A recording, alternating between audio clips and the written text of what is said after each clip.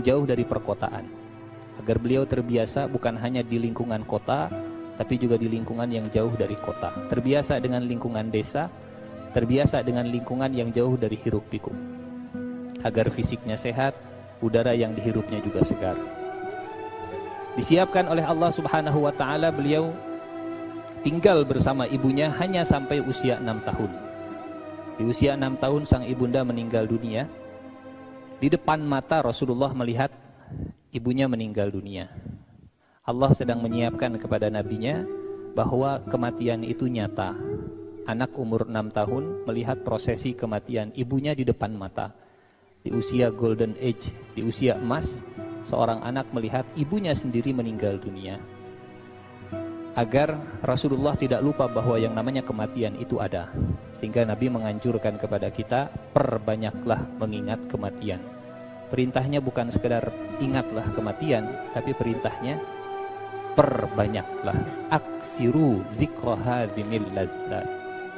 Tidak cukup hanya satu kali mengingatnya, tapi perintahnya perbanyak mengingatnya. Disiapkan oleh Allah Subhanahu wa Ta'ala, beliau tinggal dengan kakeknya Abdul Muttalib selama 2 tahun, agar Rasulullah belajar bagaimana menjadi seorang bermusyawarah, sehingga Rasulullah di usianya yang masih sangat muda, di usia 6 sampai usia 8 tahun, beliau belajar banyak tentang kondisi Mekah, ekonominya bagaimana, politiknya, peperangan dan seterusnya. Disiapkan dari usia 8 tahun dengan kemandirian.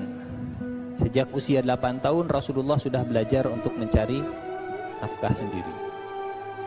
Meskipun kata sang paman, kata Abu Talib, saya siap untuk menanggung biaya makan dan seterusnya. Tapi kata Rasulullah SAW, saya tidak ingin memberatkan, saya akan cari kerja, pekerjaan yang bisa dilakukan oleh anak kecil. Maka Rasulullah dari usia 8 tahun, beliau sudah belajar mencari nafkah untuk kebutuhan sendiri. Beliau mengerjakan menggembala domba. Kata Nabi, ma ba'asallahu nabiyan illa wara'al ghanam. Tidaklah Allah mengutus seorang nabi kecuali pasti calon nabi tersebut adalah seorang penggembala domba. Setiap nabi pasti penggembala domba, tapi jangan dibalik. Tidak setiap penggembala domba jadi nabi.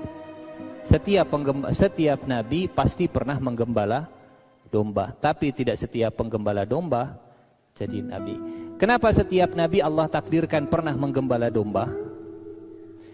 Sebagai latihan kesabaran dan banyak hikmah saat seseorang belajar menggembala domba. Satu, menggembala domba itu melatih untuk menjaga rakyatnya, menjaga timnya. Yang kedua, sensitif dengan kebutuhan.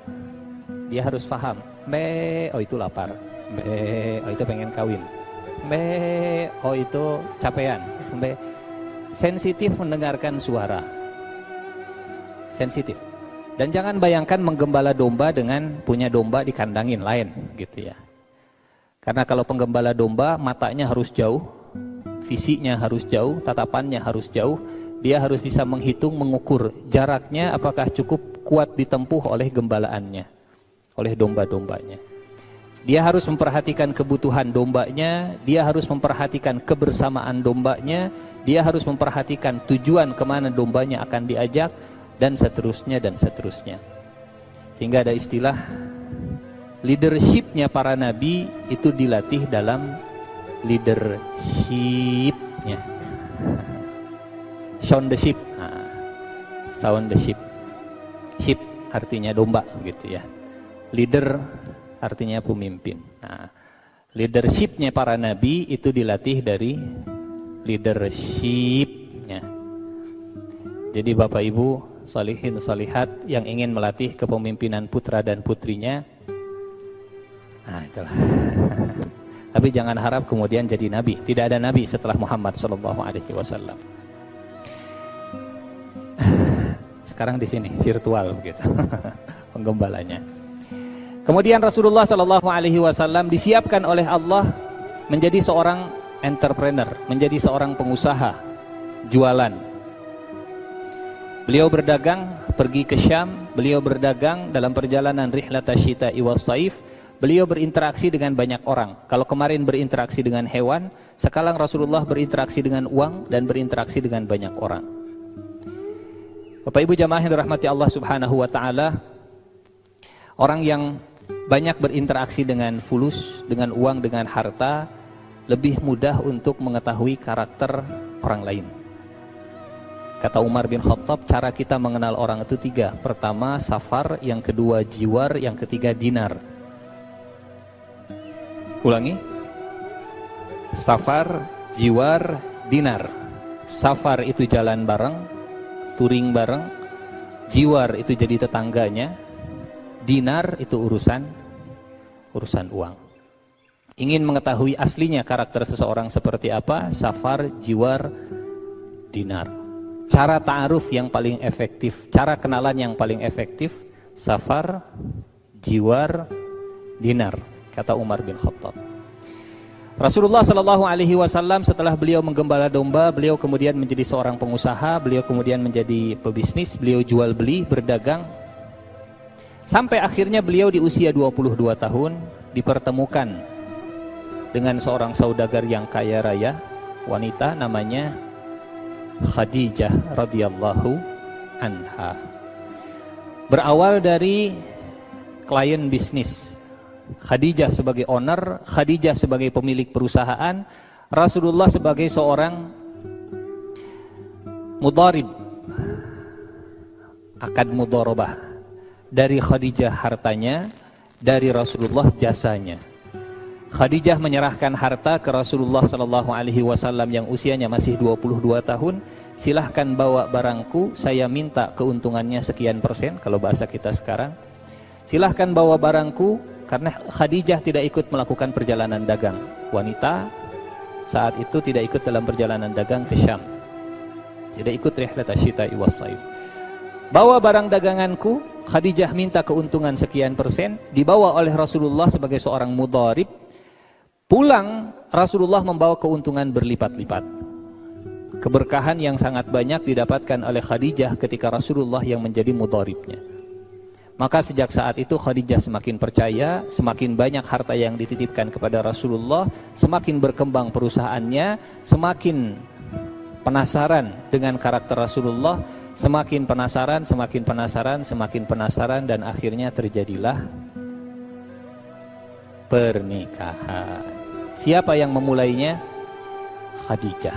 Kita pernah cerita ini ya. Ini kita sedikit merangkum sebelum masuk ke tema kita siang hari ini. Dan Khadijah yang memulai pernikahan, yang menginisiasi pernikahan, yang mengawali pernikahan Siti Khadijah. Tapi dengan cara yang sangat elegan. Khadijah punya teman namanya Nafisah binti Munyah atau Munayyah. Nafisah yang kemudian menjadi pihak ketiga yang menjodohkan Khadijah dengan Rasulullah sallallahu alaihi wasallam. Kata Nafisah, "Ya Muhammad, ala tatazawwaj, wahai Muhammad, kenapa engkau tidak menikah?"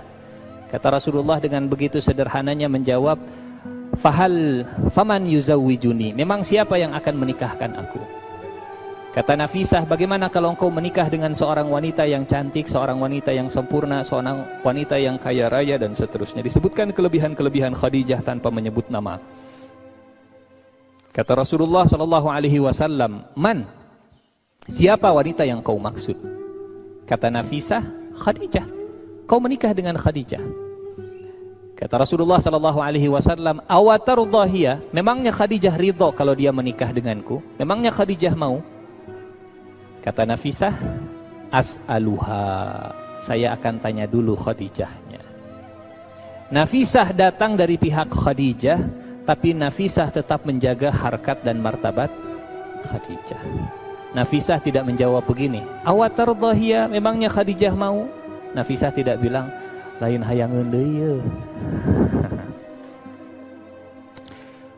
Khadijah itu bukan mau lagi, saya ini diutus karena Khadijahnya mau. Enggak begitu. Tetap, walaupun Nafisah itu diutus oleh Khadijah, tapi Nafisah tetap menjaga Khadijah di posisi yang terhormat. Tidak merendahkan, tidak menjatuhkan, tidak dikesankan bahwa justru Khadijah yang mengejar Rasulullah sallallahu alaihi wasallam. Artinya Tidak ada salahnya seorang wanita mengejar laki-laki, menginginkan seorang laki-laki untuk dinikahi, asal jangan sampai membuat kesan bahwa tidak usah diteruskan, begitulah. Tapi ini butuh jam terbang pastinya ya. Jam terbangnya Nafisah binti Munayyah. Terjadilah pernikahan antara Muhammad sallallahu alaihi wasallam di usia 25 tahun dengan Khadijah di usia 40 tahun. Dari pernikahan ini lahirlah berapa anak? 6. 4 perempuan, 2 laki-laki. Ini pernah kita sampaikan 2 tahun yang lalu. 4 perempuan, 2 laki-laki. 2 laki-laki semua meninggal dunia sebelum Rasulullah sallallahu alaihi wasallam meninggal dunia. 4 perempuan, 3-nya meninggal dunia sebelum Nabi Muhammad SAW meninggal dunia. Artinya dari 6 orang anak Siti Khadijah, tinggal Fatimah yang meninggal setelah Rasulullah SAW meninggal dunia. 6 bulan setelah Rasulullah meninggal, Fatimah meninggal dunia. Bayangkan perasaan seseorang yang ditinggal oleh istrinya, ditinggal oleh anak laki-lakinya, anak perempuannya, anak laki-lakinya, anak perempuan, anak perempuan, anak perempuan, ditinggal paman dan seterusnya. Sehingga kalau ada orang yang harusnya paling bahagia dengan nikmat dunia tanpa harus merasa kehilangan, orang tersebut adalah Rasulullah SAW. Jadi kalau kita merasa berhak untuk bahagia dan tidak berhak, ya Allah kenapa saya harus mengalami kehilangan, ujian, tekanan seperti ini, bukankah saya adalah orang yang rajin ibadahnya? Maka yang paling berhak pertama kali harusnya adalah Nabi Muhammad sallallahu alaihi wasallam. Sampai di usia 35 tahun Fatimah lahir. Bapak Ibu jamaah yang dirahmati Allah, berapa selisih antara Muhammad sallallahu alaihi wasallam dengan Khadijah? 15. Siti Fatimah lahir ketika Rasulullah umur 35 tahun. Berarti usia Khadijah. Sudah minum air? Memang kalau matematika siang-siang agak susah ya. 50 tahun. Fatimah dilahirkan oleh Khadijah di usia 50 tahun. Usia 50 tahun lahir Fatimah. Nah, di usia ini Bapak Ibu jamaah yang dirahmati Allah Subhanahu wa taala, terjadi peristiwa yang ini tema terakhir kita di 2 tahun yang lalu, tema terakhir kita. Terjadi peristiwa yang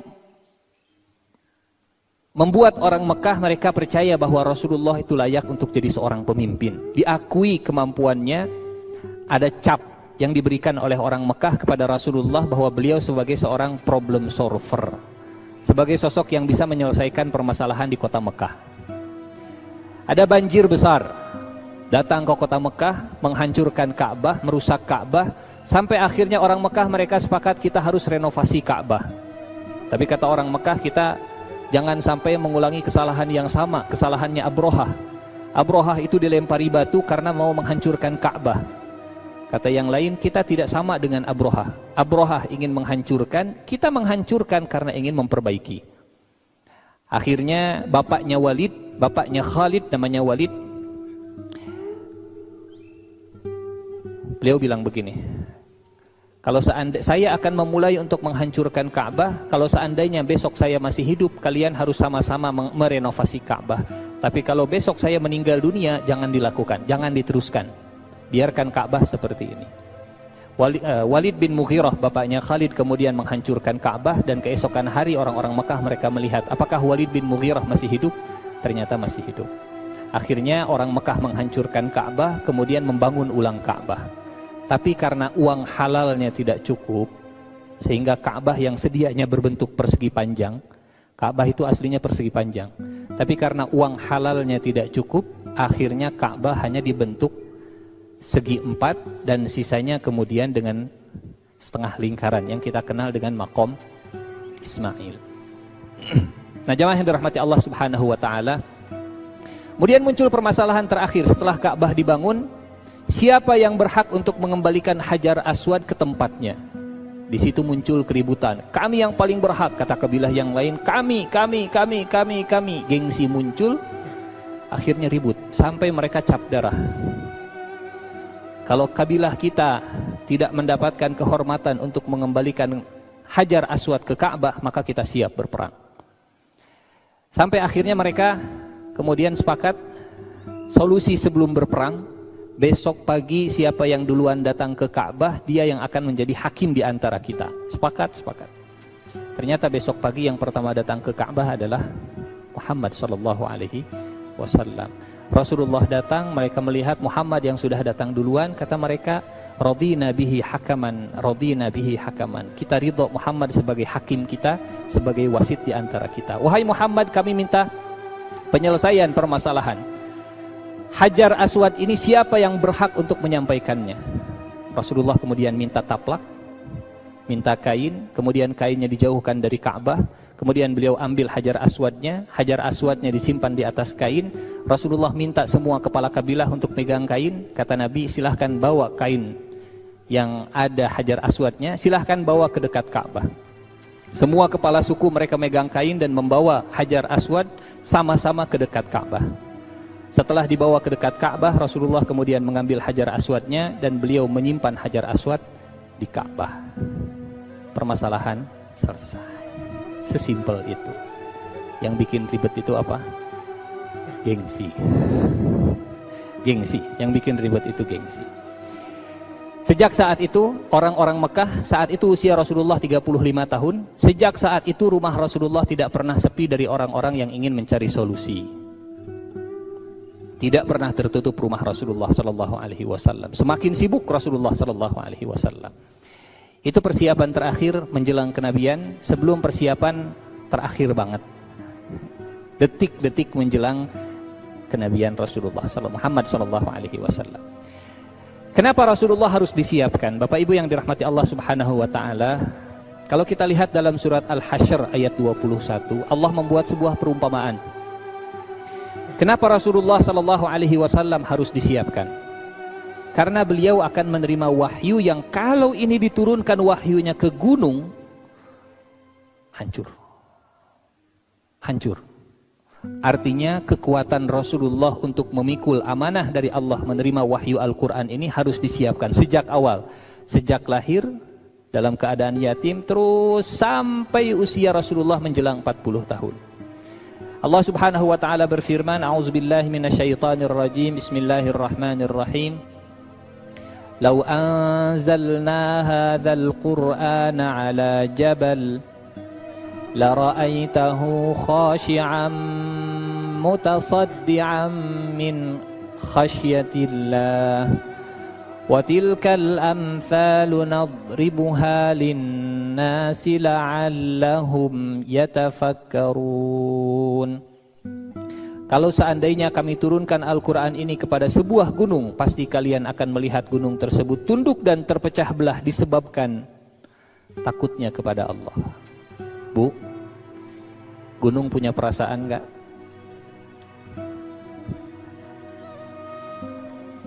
Gak ada yang jawab ini. Kita tanya bapak-bapak, Pak, gunung punya perasaan enggak? Punya aja lah. Kalau kita lihat di ayat ini, ternyata gunung punya rasa. Bahkan bukan sembarangan rasa. Gunung punya rasa takut kepada Allah Subhanahu wa ta'ala. Bukan hanya gunung, bahkan batu. Batu juga punya rasa takut kepada Allah. Sehingga yang tidak punya rasa takut kepada Allah berarti lebih keras hatinya dari batu, dari sebongkah gunung, dari sebuah gunung. Pasti kamu akan melihatnya tunduk dan terpecah belah disebabkan rasa takutnya kepada Allah. Dan perumpamaan itu kami buat untuk manusia supaya mereka berfikir, la'allahum yatafakkarun. Pertemuan dengan malaikat Jibril bukan pertemuan yang mudah. Pertemuan dengan makhluk yang berasal dari dunia lain. Pertemuan dengan makhluk yang berasal dari alam yang lain, alam yang berbeda, itu bukan hal yang mudah. Jangankan dengan malaikat, mohon maaf, bertemu dengan bangsa jin saja, atau bertemu dengan alam hewan saja yang mengerikan seperti Bapak Ibu ketemu dengan harimau di depan mata. Bapak Ibu sedang jalan-jalan, sedang camping di hutan, tiba-tiba melihat, jangan melihat harimau, kecoa. Melihat kecoa, melihat harimau, alam hewan yang masih nyata di depan mata kita saja, boleh jadi kita tidak siap untuk berhadap-hadapan. Apalagi bertemu dengan alam malaikat, bertemu dengan malaikat Jibril, kekuatan malaikat Jibril yang begitu luar biasa. Sehingga Allah sangat lembut, Allah sangat baik, Allah sangat penyayang. Sebelum Rasulullah berjumpa dengan malaikat Jibril, disiapkan satu persatu. Sebelum Rasulullah menerima wahyu yang berat ini, amanah yang begitu luar biasa ini, maka Allah berikan persiapan-persiapan, tahap demi tahap sampai Nabi siap. Bahkan Bapak Ibu yang dirahmati Allah, bahkan ketika Rasulullah menerima wahyu sekalipun, kita tahu bagaimana Rasulullah itu ketakutan luar biasa. Padahal 40 tahun sudah disiapkan, padahal persiapannya sudah sempurna, tapi ketika menerima wahyu, tetap Rasulullah begitu luar biasa. Apa saja persiapan terakhir sebelum persiapan, setelah persiapan 40 tahun tadi? Nah, sebenarnya kajian kita siang hari ini kajian tentang hadis Bukhari nomor 3 tentang permulaan wahyu, bab badul wahyi. Hadisnya hadis Bukhari, nomornya nomor ketiga, riwayatnya dari Siti Aisyah radhiyallahu anha. Yang meriwayatkan Siti Aisyah, padahal yang mengalaminya Rasulullah dan Khadijah radhiyallahu anha. Kenapa? Kenapa Siti Aisyah? Karena Rasulullah cerita ke Siti Aisyah. Kenapa bukan dari Siti Khadijah? Karena sudah meninggal sebelum Rasulullah sallallahu alaihi wasallam. Kita baca sekilas dulu, nanti kita ambil poin-poinnya, apa hikmahnya dan apa saja persiapan terakhir. An Aisyah ummil mu'minin, dari Aisyah ibunda kita orang-orang yang beriman, beliau bercerita, awwalu ma budi'a bihi Rasulullah sallallahu alaihi wasallam minal wahyi, hal pertama yang mengawali turunnya wahyu kepada Rasulullah sallallahu alaihi wasallam adalah ar-ru'ya as-salihah fin naum. Mimpi yang saleh, mimpi yang baik, mimpi yang kemudian menjadi kenyataan. Fakana la yara ru'ya illa ja'at misla falaqis subhi. Dan Rasulullah tidaklah melihat sebuah mimpi kecuali datang seperti falaqis subh. Ya. Falaqis subh itu terlihat jelas seperti terbitnya subuh. Seperti terbitnya subuh. Jadi kalau Nabi misal mimpi melihat Khadijah masak sayur sop, contoh, maka besoknya Rasulullah melihat Khadijah masak sayur sop, contoh. Mimpi kalau seandainya Rasulullah melihat dalam tidur ada seorang tamu datang ke rumah, maka besok Rasulullah bangun, tamu yang ada dalam mimpi datang. Selalu seperti ini. Mimpi yang benar, mimpi yang jadi kenyataan, sehingga batas antara mimpi dan alam nyata buat Rasulullah itu tipis. Tidak ada. Ini persiapan dari Allah untuk Nabi Muhammad SAW bahwa mimpi seorang Nabi adalah wahyu.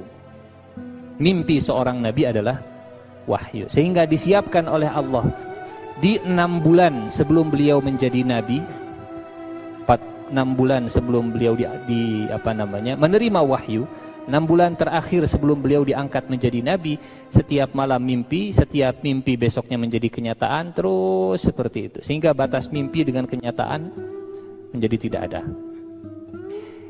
Dan kita lihat di dalam Al-Quran, Bapak Ibu jamaah yang dirahmati Allah, begitu banyak kisah-kisah mimpi yang Allah angkat.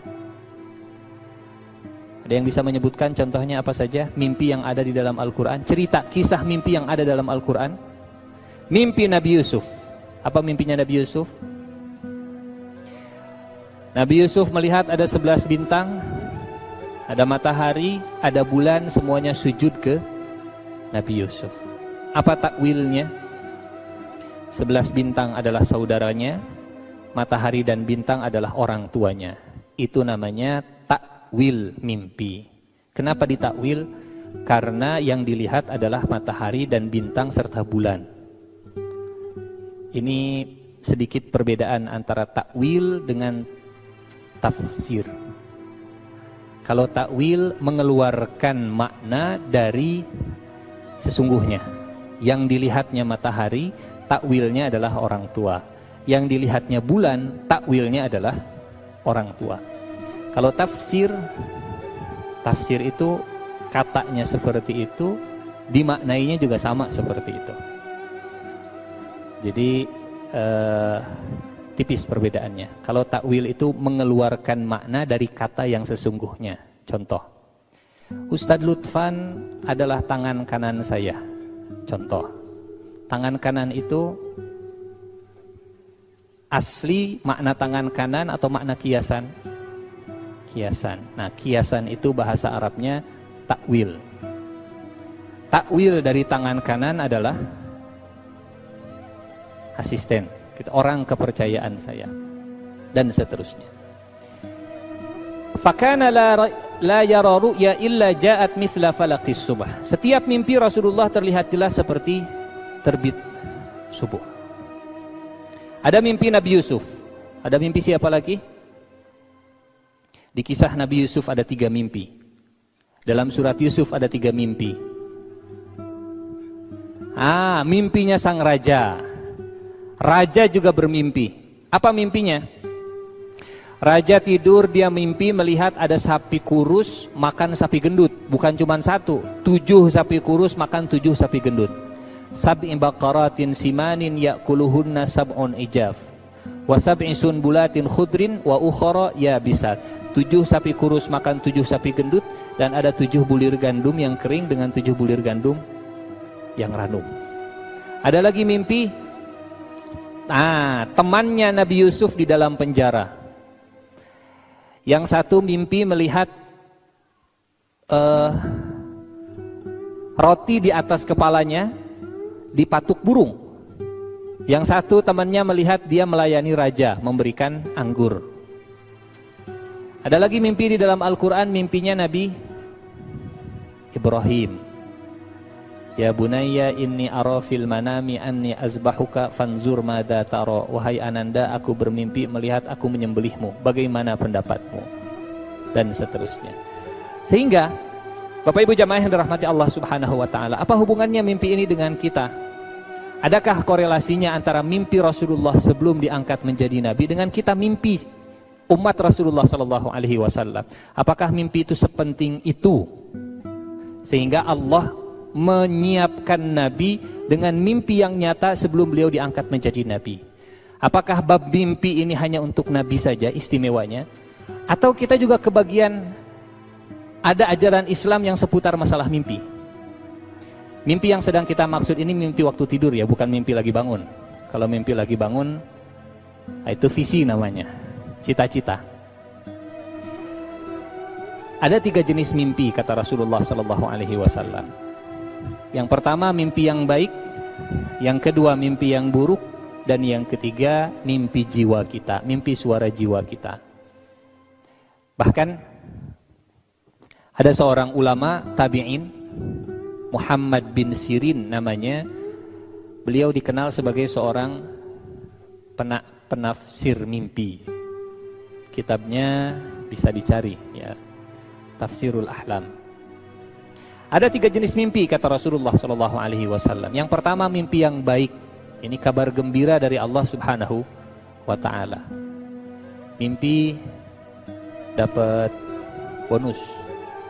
Mimpi suaminya naik apa?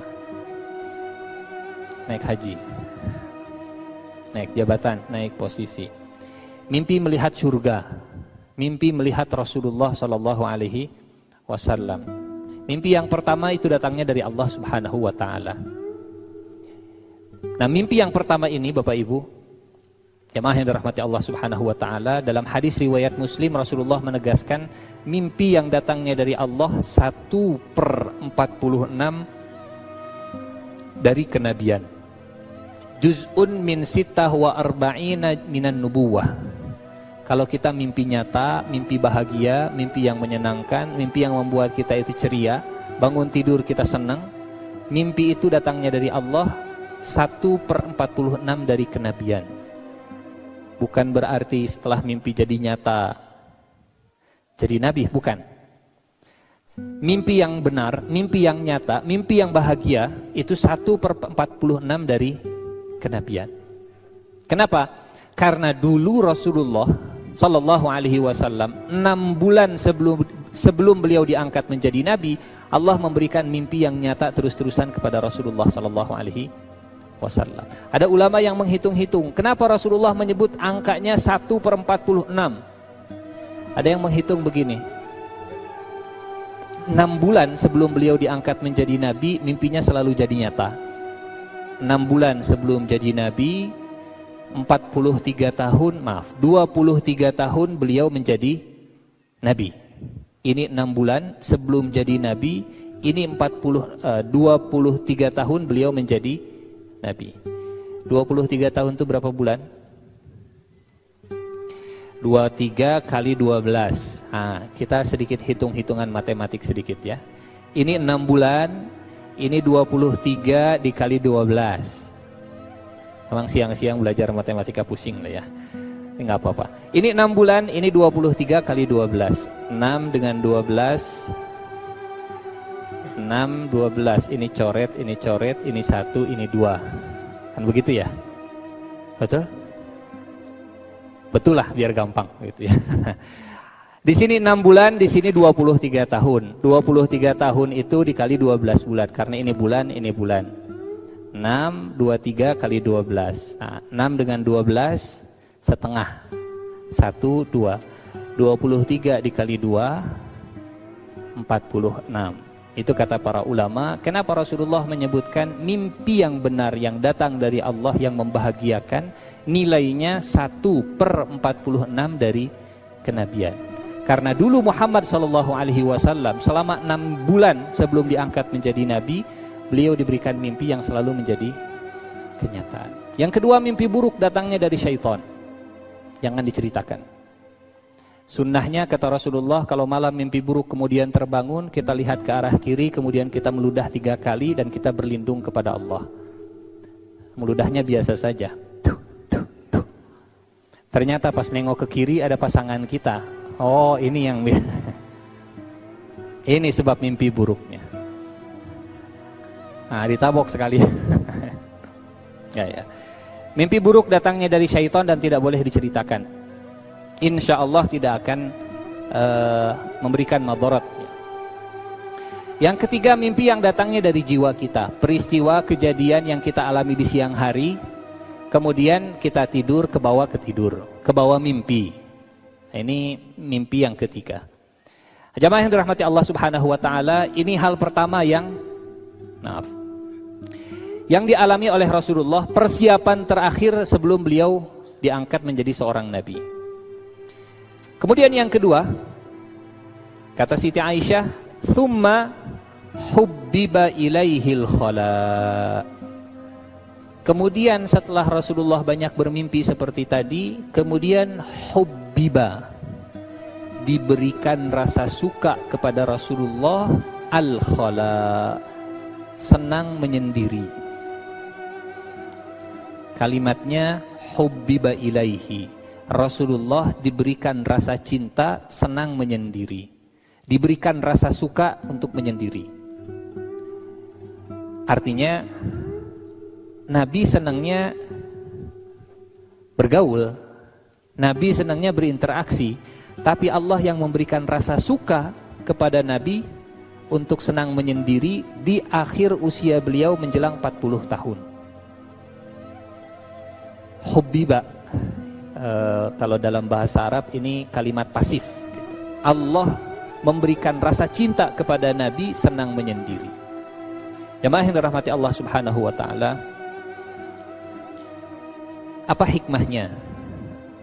Rasulullah sallallahu alaihi wasallam sebelum beliau menerima hidayah, sebelum beliau menerima wahyu, sebelum beliau bertemu dengan malaikat Jibril, sebelum beliau mendapatkan Islam, sebelum beliau menerima tugas, apa hikmahnya Allah memberikan rasa suka menyendiri kepada Muhammad sallallahu alaihi wasallam? Kira-kira apa hikmahnya untuk kita? Nabi sebelum dapat hidayah senang menyendiri,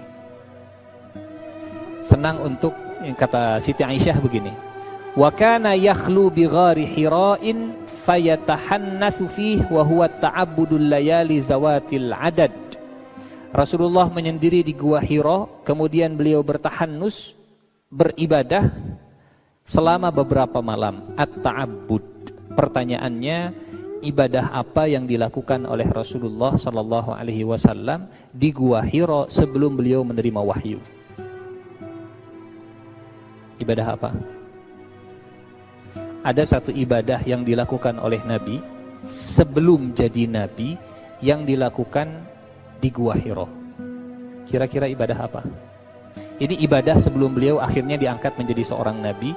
Ibadah sebelum akhirnya Allah memberikan hidayah kepada Nabi. Ibadah ini yang kalau kita lakukan, sama kita melakukannya, insya Allah akan jadi jalan hidayah kita juga.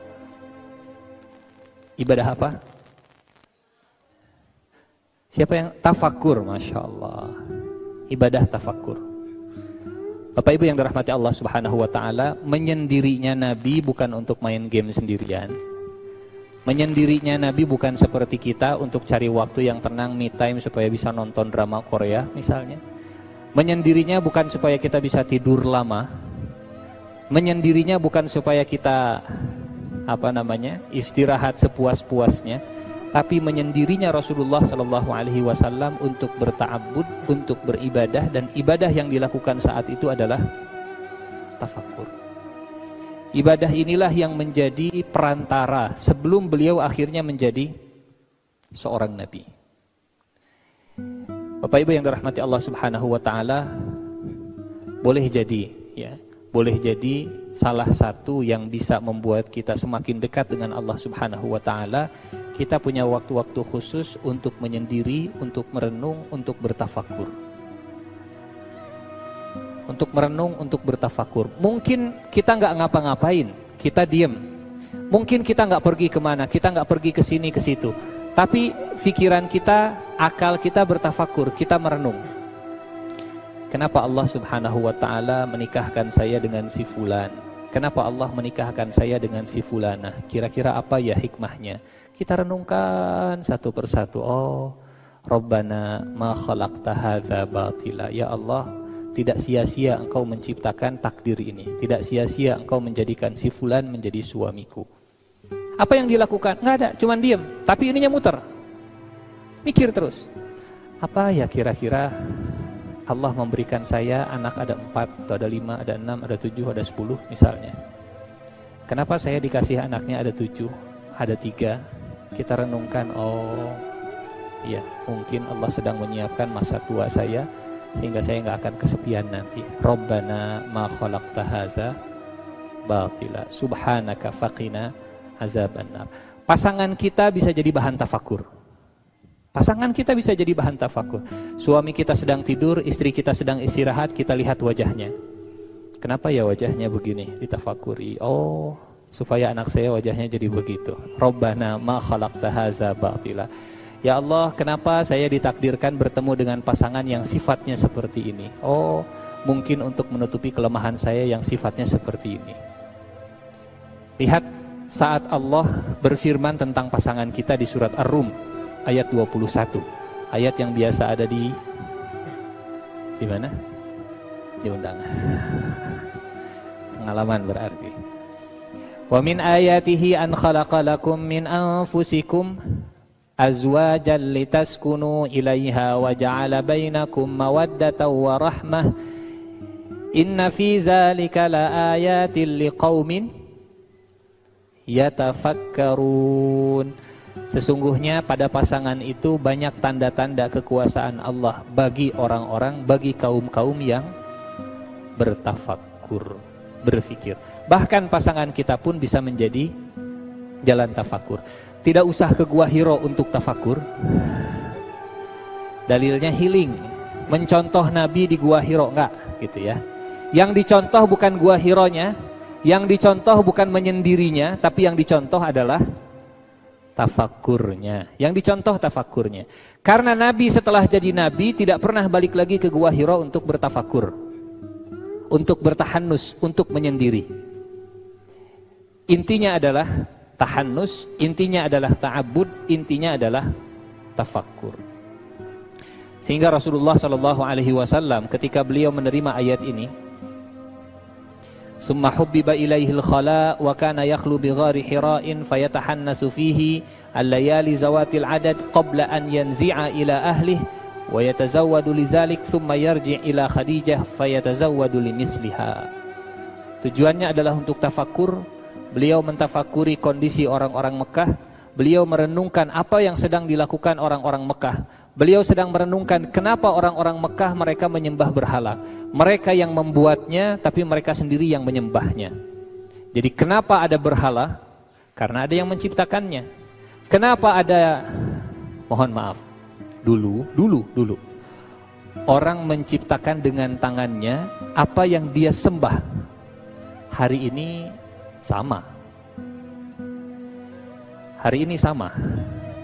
Yang menciptakan sesembahan adalah yang menyembahnya. Jadi kalau dulu mungkin yang disembah itu patung, kalau hari ini boleh jadi yang disembah handphone. Ini buatan manusia, tapi ini bisa menjadi Tuhannya manusia. Kalau dulu di zaman Nabi Ibrahim, orang-orang itu iktikafnya di depan patung. Kata Nabi Ibrahim, ma hazihi tamasilul lati antum laha akifun. Patung-patung apa yang kalian beriktikaf di sekitarnya? Akifun itu artinya iktikaf. Kenapa? Karena mereka diam di depan patungnya, gak bisa lepas dari patungnya. Dibuat oleh tangannya, tapi disembah oleh mereka sendiri. Tidak jauh berbeda dengan hari ini. Dibuat oleh tangan manusia, kemudian disembah juga oleh manusia. Jangan mengulangi penyembahan yang sama. Sama, Fir'aun juga sama seperti itu.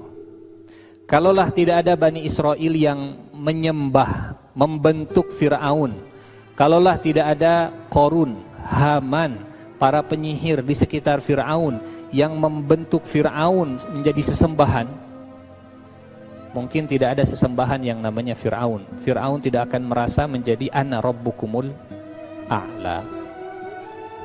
Jadi yang menciptakan sesembahan adalah yang menyembahnya. Yang menciptakan berhala, yang menyembahnya juga. Kata Abu Darda, tafakkur itu cahaya iman.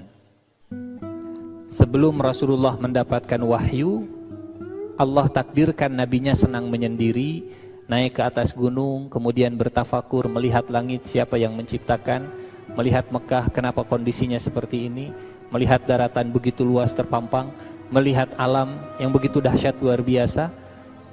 Dan ini Bapak Ibu jamaah yang dirahmati Allah Subhanahu wa taala, membersihkan jiwa kita. Di antara cara tazkiyatun nafs, di antara jalan kita membersihkan jiwa adalah dengan tafakkur. Menyendiri, merenung, bertafakur, tidak perlu harus jauh-jauh ke atas gunung. Semua yang ada di sekitar kita bisa kita tafakuri bersama-sama. Inna fi khalqis samawati wal ardi wa ikhtilafil laili wan nahari la ayatin li ulil albab.